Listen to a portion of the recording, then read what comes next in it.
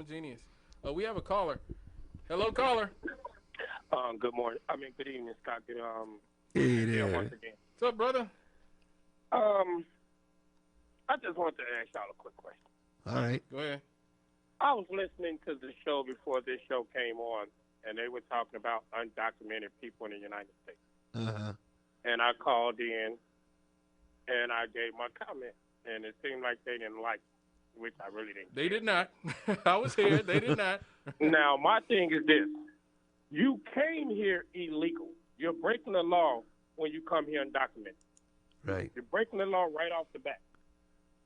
But now you want to be treated as an equal. And then the thing that kills me with a lot of undocumented people, I don't care what race you are, they always want to say, well, we're fighting the same fight as blacks did.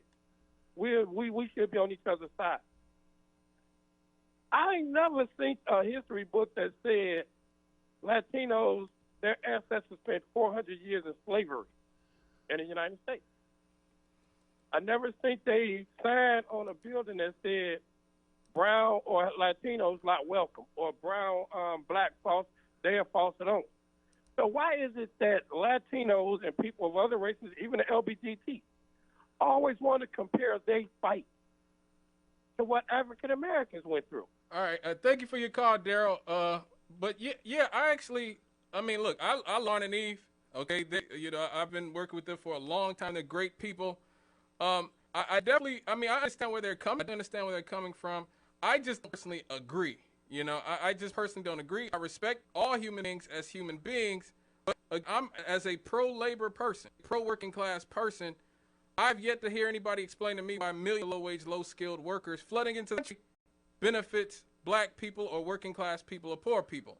All they say is, well, a lot of people say is, well, they do the jobs that Americans won't do. But if there was not a constant stream of low-wage workers, then those jobs have to be done by somebody for a living wage. That's what Franklin Roosevelt talked about. He said, to pay an American a living wage to do a job, you should not be in business, okay? And having millions of low-wage work flood the country, whether it's from Taiwan, China, which a lot of people forget we have a lot of illegal immigration from China and Taiwan. It's not just all from America. Right. And Haitians. So it's just Hispanic people. So being opposed to illegal immigration doesn't mean you have an issue with Hispanic Latino people. Matter of fact, I always love the clip of one of my idols, Cesar Chavez, and he talked about illegal immigration in Mexico. It's just like on the local work. It's just one of those way with it, and our job is to inform the whole country what's happening, together with a boycott, and solve it that way. And so the workers themselves, even though a lot of them are Mexican descendancy, they're very uptight and very, very worried and very mad about the illegals coming to break their strikes, and it takes away their livelihood and so forth. Does that put you in an uncomfortable position to be against the illegal immigrants because they are from Mexico? In other words, part of your program has been an appeal to equal treatment of people of Mexican origin, right? Oh yeah, sure, but we're speaking of the legal ones. We don't want Mexico to export its power. We don't want Mexico to export it, and you can say Guatemala, Honduras, Taiwan, whoever, Haiti. Okay, I'm black. I got family members in. If some of my friends, Guyana or somewhere came legally, I would have the same issue with them. Low-skilled jobs and flooding the labor market and forcing, I won't say forcing, but sort of making it easier for capital to exclude working class ADOS black people from employment. So yeah, I definitely have an issue with that. Like I said, to me it's not a racial issue, it's a labor issue. I wish nothing but the best for whoever, regardless of what country you come from. But as a pro-labor individual, I can't support that. I'm sorry. Oh, we have another caller. Hello, caller. What's going on, Scott? It's all good, brother. Hey. What's happening, Pastor? Hey there. Yes. I ain't talked to you in a while, Scott. Yes, it's been a long time. Hey, man, I had COVID, man. Oh, no. I was in the hospital 3 months. Oh, no. Wow. So, but, hey, God is good. Yes. So, hey, but I'm still Melvin, Scott. You still Melvin. Yes, That's yes. right. Hey, Scott. Yes. one thing they don't never want to talk about, because I listen to you and them too. Mexican southern border, they are more hardcore than than the people on the right saying about here. Oh, They yeah. can't come in. They can't come in. They hard on them, been hard. Yep. And anytime you bring that up, Scott, Mm-hmm. they get quiet. Mm. See, Europe is having the problems with the Arabs, Yeah. and it's tearing Europe apart. I mean, Yeah. and something gonna be done about it. It ain't gonna be nice, but I see it coming. Because even it had some leaders being booted out of office because of it. Yeah. So You're seeing the right wing in places like Austria, even places like Sweden, which is considered like the most liberal country in the world. You're seeing in Greece, Italy, that's all right. these places, right wingers are coming into power in places like that because of how soft a lot of people on the left have been to illegal immigration and understanding how the working classes would be affected by mass That's right. immigration of poor people. Again, it's not about necessarily being racist. A. Philip Randolph was a socialist who was black, and he said we shouldn't be letting nobody in here until African Americans are fully enfranchised. Because Right. you got some of those parties over there in Europe, they didn't have a chance 10, Yeah. 20 years ago. Yeah. Now, after everybody done tried these other parties, some parties didn't got in power now, man.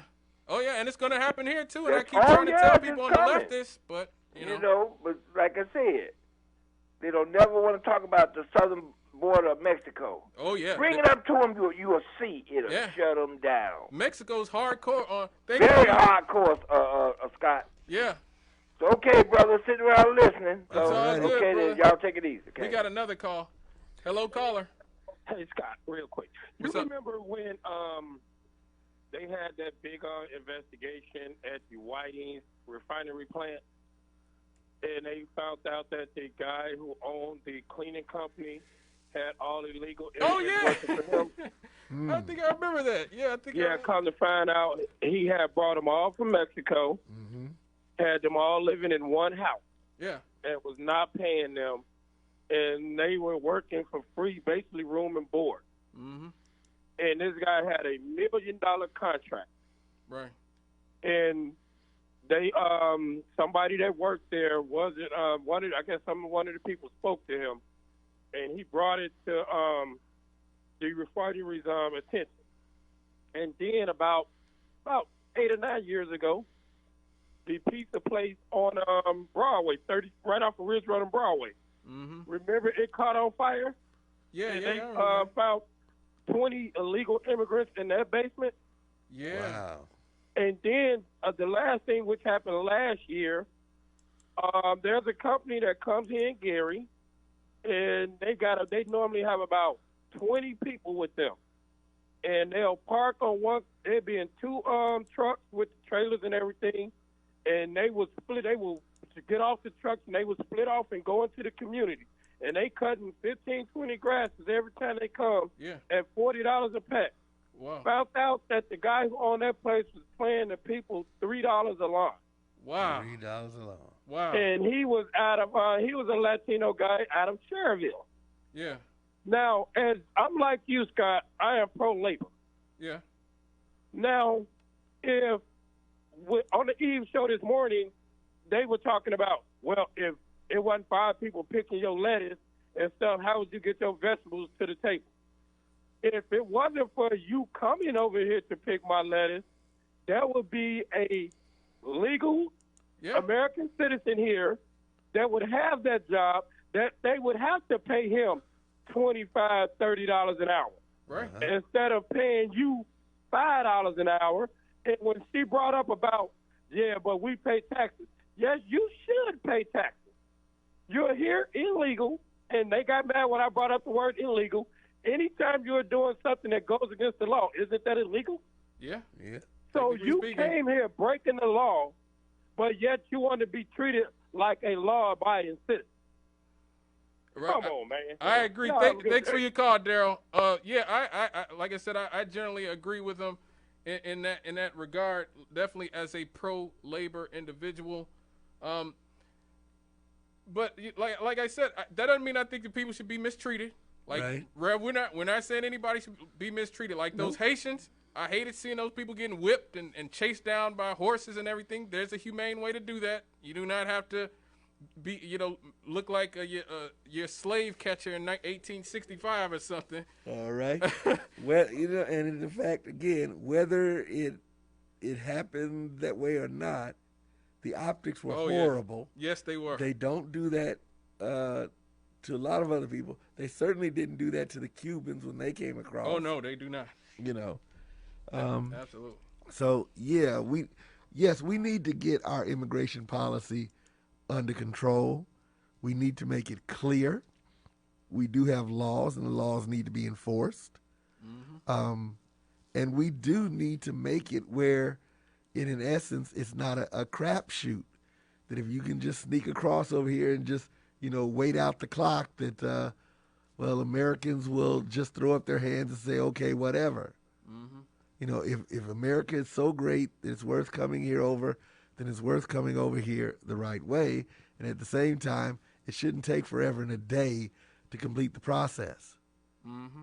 We're in the 21st century now. A lot of that stuff that you used to have to do on paper and you had to be, we can do that electronically now. It's not rocket science anymore. But, like I said, the bottom line is, I know that people would do those jobs.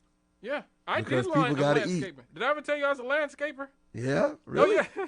Yeah, I was a landscaper. I was a landscaper when I was about 20 years old. One of my cousins started a landscaping business. Okay. And it was basically all of us cousins. It was like 5 or 6 of us. And we used to ride around here in the city of Gary, East Chicago, for about a year. We did that for about a year.